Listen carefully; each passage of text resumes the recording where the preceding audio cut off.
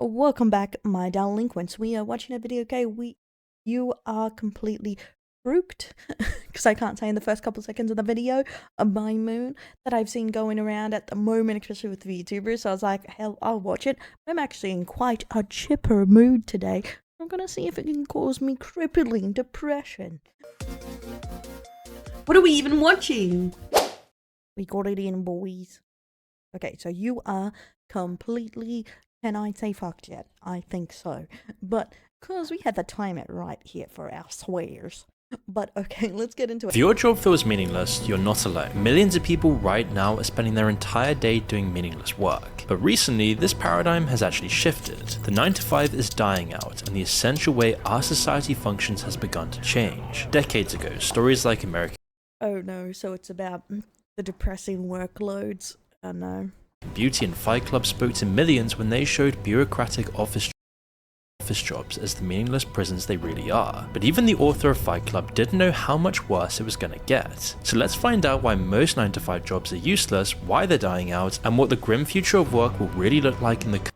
And that's the thing, like, okay, those movies are great, and I feel like it really speaks to the situation, how much it's relatable to people, but also that a lot of those, like, pencil pushing jobs are next to useless. Like, they just want you to grind there to stay within the status quo of the 9-to-5, even if your work is done rather quickly, because they don't want to pay you for the work, they want to pay you for the hours, and it's a pain.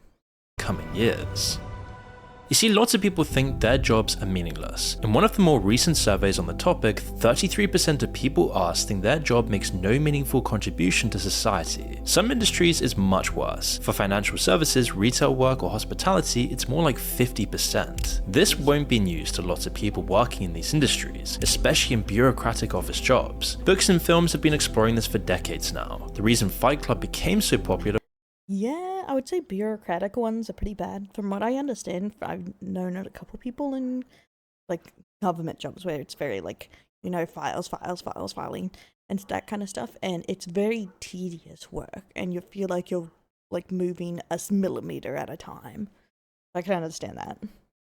was because of how relatable the main character's situation is. At the beginning of the story, we see a man who spends his life drifting through useless meetings and exchanging buzzwords with his boss. He sees his work not just as meaningless, but as an actual detriment to society. It doesn't fulfill him, and the fruits of his labor haven't given him a real life. His fridge is full of condiments rather than real food. But we're still only seeing half of the full picture. Surveys tell us how people really feel about their own jobs, but it doesn't tell us about the jobs themselves. There's something really artistically poetic about the scene where he goes on about his, is it IKEA stuff? I haven't watched it in a second. Fight Club. So I said Pulp Fiction. Same vibe, different story though. But and there's something depressing but also relatable to that opening where you just buy more stuff thinking it'll make you happier, or trying to complete your life with stuff. It's very weird. It's a weird feeling. It's eerie.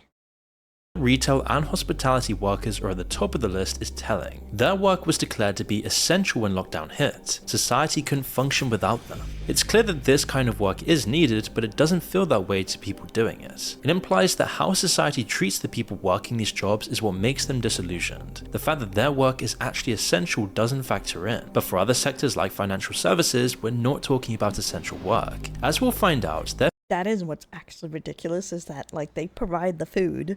Like, yeah, they're not farmers, but the food wouldn't get to us without retail workers or the drivers bringing the food, transporting it, and people treat these people like shit, and like they're not necessary or not important. But someone in a high corporate job would starve to death if they didn't have those people moving the food to their cities.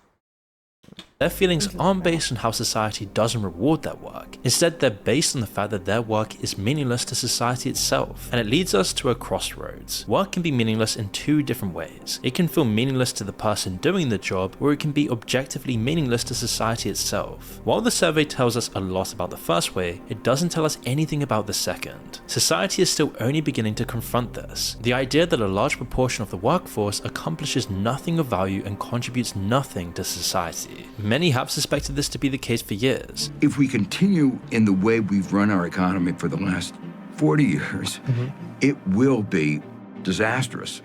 So when we talk about the future of work, we're kind of talking about the future of the whole system. That's right. I mean, you cannot have a prosperous economy without prosperous workers. But no attempt was made to fully explore it until David Graeber released a book on the subject in 2018. Based on an earlier viral essay, he makes the case that a massive proportion of jobs, only half by his estimation, are actually meaningless in that they contribute nothing to society. According to him, there's a simple test to see if you have one of those jobs. If you stop showing up to work tomorrow, would the world care? Would any part of it be impacted in any way, outside of your similarly useless colleagues noticing your absence? David then further breaks these kinds of jobs down into 5 Bro, I didn't come here to get attacked, okay? What the fuck? different categories. First, you've got the flunkies. Their only job is to make other jobs seem more important. Tasks that could be automated by machines invented decades ago are kept around because it looks or feels better if a human does it. Like a doorman or a receptionist whose only job is to tell people when other people have arrived at the office. The next are the goons. According to David, their only real purpose is to engage in costly battles The gooner. with other goons hired by other companies. The legal world is full of them. Some lawyers only have one job: to waste the time and money of their competitors by filing frivolous, meaningless lawsuits. Ideally, for any CEO employing them, they'll waste more of your competitors' money than your own. Disney is especially notorious for their armies of legal goons, who busy themselves suing nurseries that put a picture of Mickey Mouse on the wall. We're almost halfway now. The third category are the duct tapers, who fix problems that shouldn't exist in the first place. The hell, Disney?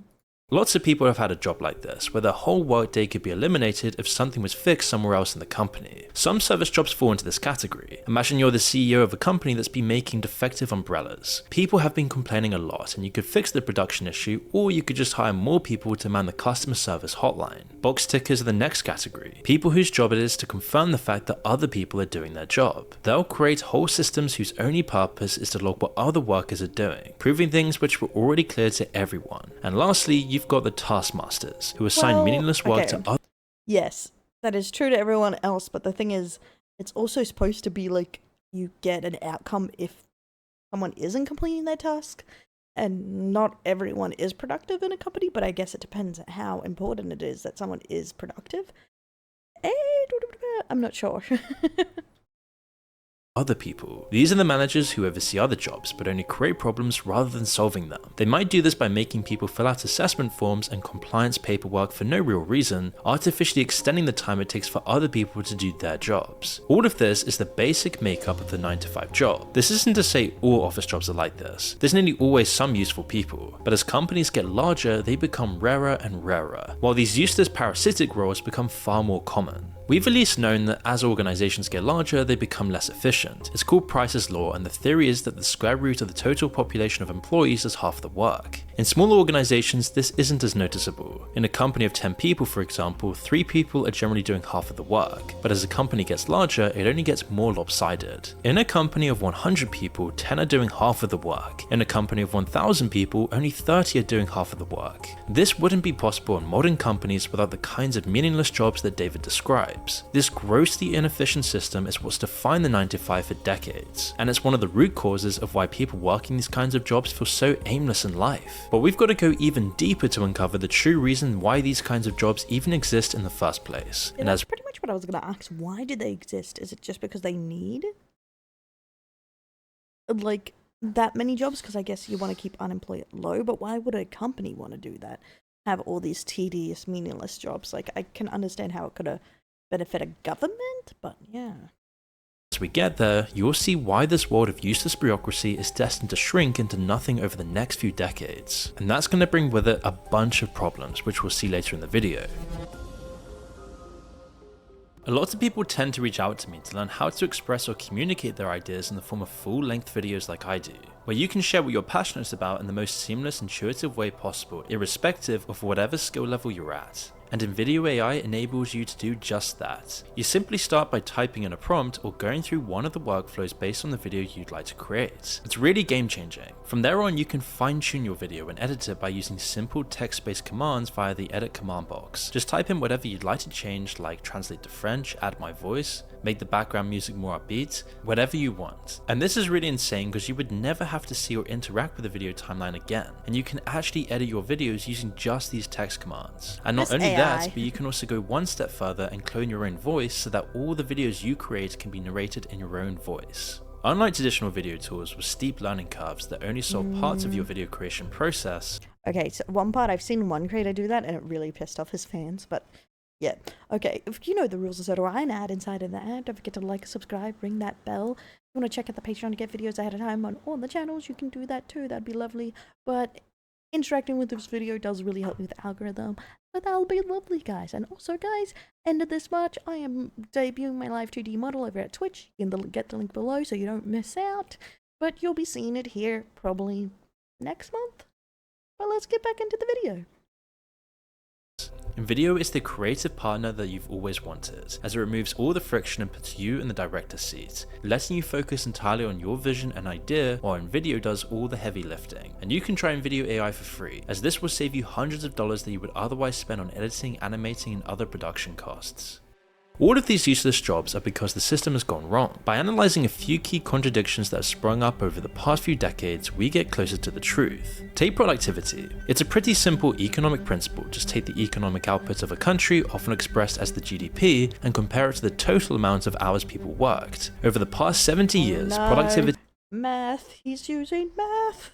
in the US has gone up by over 250%, all thanks to technological progression factors. Meanwhile, wages have actually stagnated. It's almost like people are only being paid for 15 hours of the 40-hour work weeks they're putting in. Decades ago, when people saw how fast productivity was rising, they logically thought it would mean that people wouldn't have to work long hours. Economists like Maynard Keynes, writing all the way back in the 1930s, predicted we'd be down to 15 hours by now. Obviously, that's really not how it panned out. Instead, hours have either remained stable or actually increased in lots of cases. For example, over half of UK workers regularly exceed their contracted hours, with 3.8 million doing unpaid overtime, which averages out to about 7.2 hours each week. European workers are finding themselves handling more unpaid work than they have for decades, while in America, more than 400,000 people work 2 full-time jobs, or an incredible Yeah, I heard that about America a lot, but it's getting more in Australia too, where you have to work more than one job, or have a side hustle, or have a weekend job or something. It's kind of depressing, but there's so many tedious jobs where you're doing barely any work. You think you'd be able to even it out if you could have 2 jobs, but they're 15 hours each and make more money or something, as long as you're getting more of the work out, or some jobs just you have to put in more time. Incredible 13 million when you include part-time work as well. Anecdotally, lots of people feel that Keynes was actually right about their jobs, as often people in office jobs will say they only do about 15 hours of real work every week. The rest is made up of useless emails mixed with endless meetings, paperwork, and conference calls. It means that it could be the case that there aren't many truly meaningless jobs, just lots of mostly meaningless jobs with a small amount of real work mixed in. This would make meaningless jobs a good way to explain the productivity paradox. However well it all seems to fit together though, there's still the question of how all of this useless work could even exist. But the answer to this question exposes the entire system and how we get there by changing how we think about I guess that really explains why the remote work still functions quite well. If people go in for like 1 or 2 days a week, they can do most of their work from home because it's all tedious emails and BS.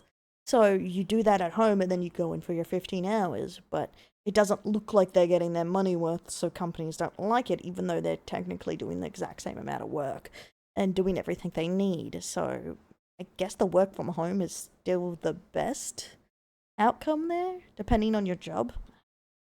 work.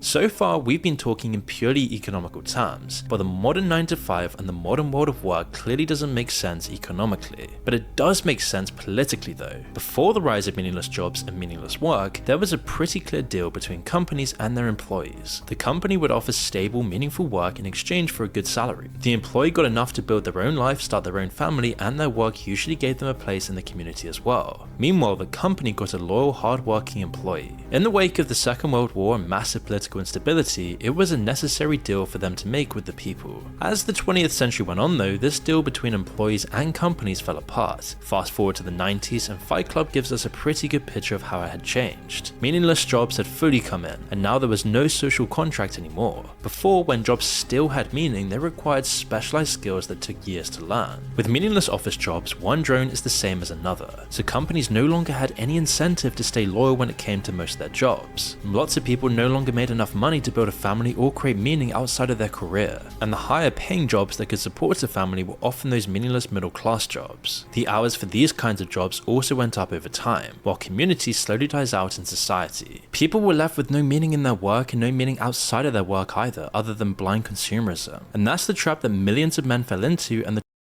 Yeah, this is a really good point, especially when you look at the fact of that companies used to care, and you see coming back into Japan, if you paid attention to the news, companies used to care if you started a family and a life, because it meant you're actually going to be more likely to stay in the company because you want to support your wife and kids, and they actually cared about stuff like that, you progressing their life. But nowadays, even some companies deter you from even getting a life because it can take time away from your job, man.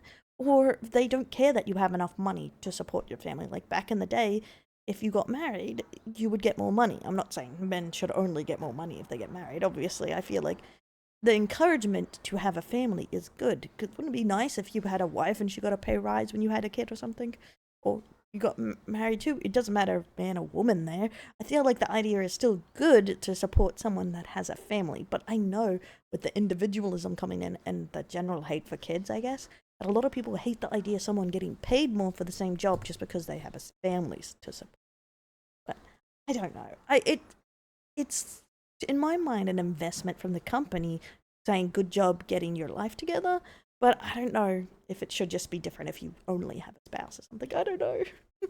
The trap that the main character finds himself at the beginning of Fight Club. At this point in time, the only thing that the 9-to-5 still really offered was a stable income. There was still a sense of safety for people working these kinds of jobs. Even if it was a mental prison, at least they fed you every day. But today, you can't even be sure of the stability anymore. This was the last thing that kept the 9-to-5 going, but it's on its way out. The only thing left that's even recognizable about work today is that it keeps people busy, and that's the only thing most jobs have to accomplish now. This is the true reason why most likely your job is completely pointless. Artificial, meaningless work only exists to keep people occupied and focused on their own survival. While the old system worked fine, it's far more profitable to run the world this way instead. Gradually over the course of decades, CEOs turned up the pressure a little more on their employees. Prices went up ever so slightly more each month, while wages remained static. The hours still needed to be worked, even though there wasn't enough to do, so meaningless work and meaningless jobs came into the picture. As the turmoil of the 20th century was forgotten,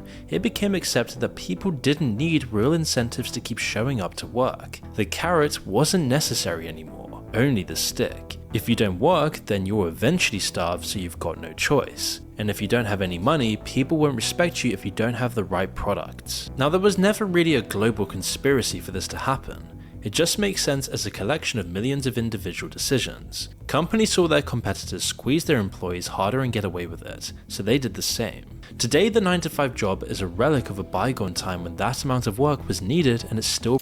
What I'm hearing is here we need to punish corporations more and be more strict on how they treat employees. Because, yeah, I feel like big corporations going on check is a big problem for this, definitely.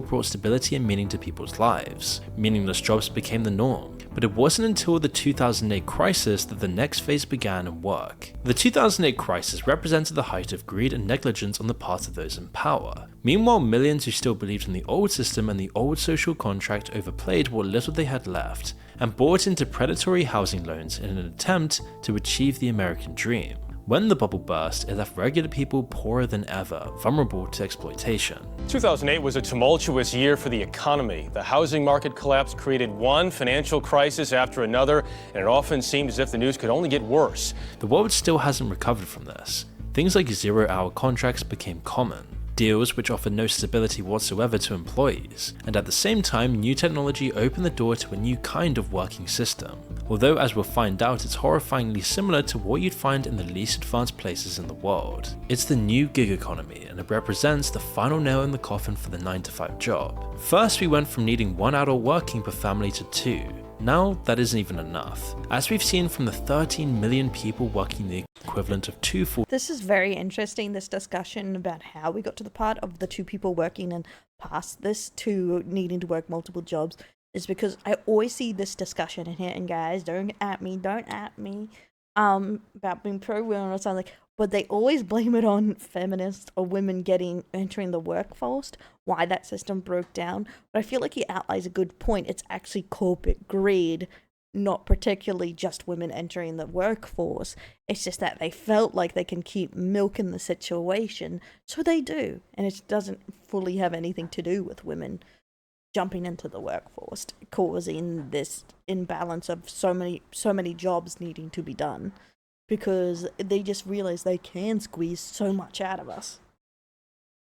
Full-time jobs. For people in low-paying jobs, the 9-to-5 died a long time ago. It's all got a simple explanation. Wages have stagnated while the cost of living has risen. People just can't get by without picking up extra work, creating a population of people desperate for anything to see them through the month. Fast download speeds from cellular networks, combined with features of mobile phones, also enabled the development of a new kind of company. Uber is the classic example because they got there first. Traditional taxi companies have a lot of different responsibilities to their drivers. They often provide the vehicles they're licensed with the government to do business, and sometimes all the taxi driver has to do is just drive the taxi. The company then takes the rest of the responsibility. Uber created a different kind of system where all they really do is connect customers with drivers. They don't provide the vehicles, the training, or really anything other than a way for people to monetize driving. They're just the middleman siphoning money out of an economic system that already existed, while transforming it in the process. This model eliminates meaningless work, because it does away with paying people for their time to begin with. Even 0-hour contracts pay people for the time they expend. Uber and other companies like it only pay for the actual work people do.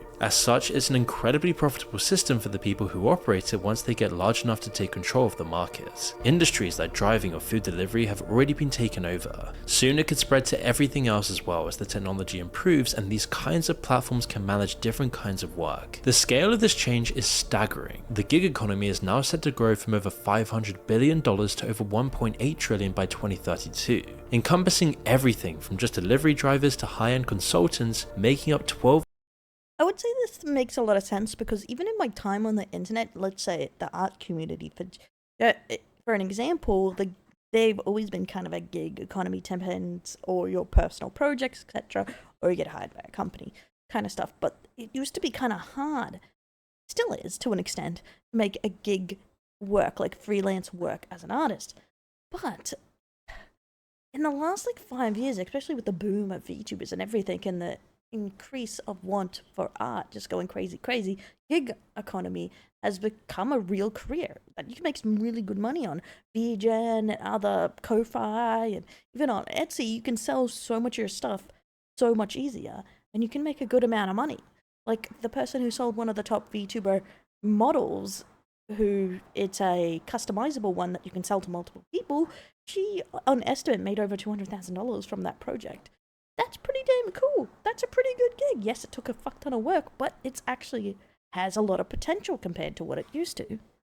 12% of the total labor worldwide. These companies will frame this as a new way forward. They'll imply that it gives people more independence, like they've taken control of their own work, and as such they can enjoy the fruits of their labor. In reality though, it represents a far more sinister slide backwards. All you need to do to see this is to look at Only pans, only sands, only something that rhymes with this. The more exploitative economies with even less protection for people than ours. The gig economy has also been used to great effect by new companies like Shein, for example. The 66 always comes back to Shein. That is a downside, that you don't have any of the security that you get from your own work, working with a company, and depending what kind of work it is, like with Uber, there is a lot of insurance and risks. billion company has made its money through the gig economy model for its clothes manufacturers. Workers aren't paid a salary. Instead, they're paid per product they can make, in the same way as Uber drivers are paid per trip they make. While there might be legal limits on hours they can work, they're often ignored. People work 7-day weeks from the early morning well into the night. Talk to Uber drivers and you'll find this is often true for them as well. The company obviously doesn't mind and the workers don't have a choice. It's either this or even worse poverty and starvation for their families. While it isn't this extreme in the West yet, the rise of the gig economy and the death of the 9-to-5 shows that it's just around the corner. It's inevitable because in the short term, it's far more profitable for companies to Can't pay wage to my employees. I can spray paint Sheen on my roof though. Jesus, Sheen, get your shit together. operate this way. As high-up Silicon Valley investors like Naval Ravikant have predicted, the world's economy is going more individualistic. It's becoming much easier to communicate with people. Gig economy, I can send you small amounts of money, I can hire you through an app, I can rate you afterwards. So we're seeing an atomization of the firm. We're seeing the optimal size of the firm shrinking. It's most obvious in Silicon Valley. Tons and tons of startups constantly coming up and shaving off little pieces of businesses from large companies and turning them into huge markets. And the effects of this on normal people could be disastrous. All those benefits people used to get from the social contract are gone in the gig economy. You're not even an employee anymore, so there's no benefits or even paid time off. There's also no stability either. If you can't work tomorrow because of an injury, then you're on your own completely. The pay for this kind of work is low as well because the people doing the work have no power or leverage in the system to change it. It means that there's no way to build. I guess this is a new concept to a lot of jobs changing like this, but in freelance design, graphic design, media, this isn't super uncommon. That's the most common way we work, and it's what you have to kind of weigh up when you choose between corporate or freelance, is that you may make more money temporarily, or you have a lot more freedom, but you have a lot of risk. And I feel like a lot of jobs didn't have to weigh that before, but I guess what he's really talking about here is that you don't have the option like you used to choose. You're getting forced into these jobs to build a family or meaning outside of work if you're constantly having to put in hours, especially if you're being paid below minimum wage for your work. It means that people in this position no longer have any real stake in the system at all. It creates apathy, resentment, and anger, the same things we're seeing all over culture today. All while the elites make even more money, creating even more inequality, frantically driving a need for more materialism and status symbols. Thank you. A lot of people want to buy into gender wars or all this other shit on why people are so angry and stuff, but it's because you're getting beat down by an unfair economy that's making your life more meaningless every single day.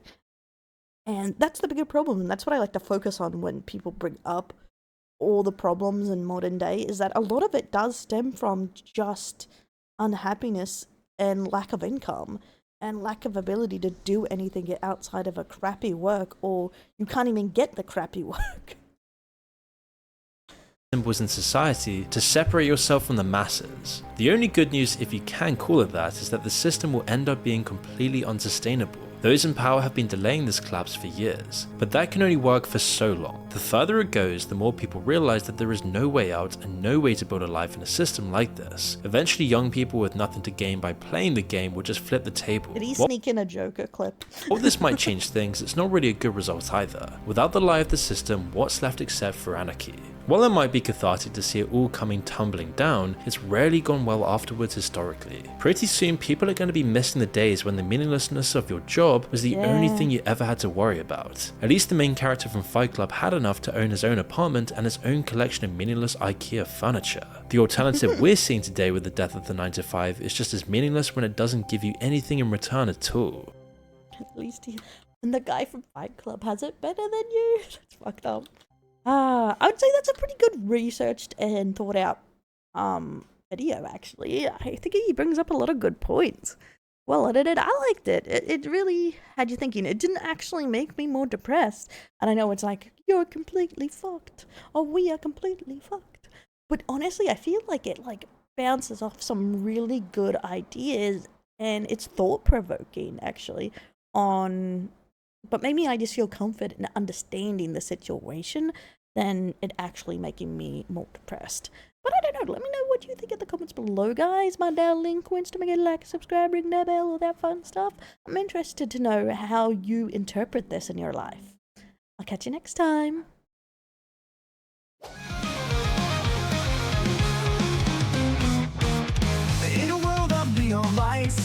till the bunny shines so bright. Clumsy hot flood holds her crown, busting sassy folks she's found. Ears perk up and perp in sight. With a smile she takes the fight. Buns and balls won't break her stride. Sharing heart she won't hide.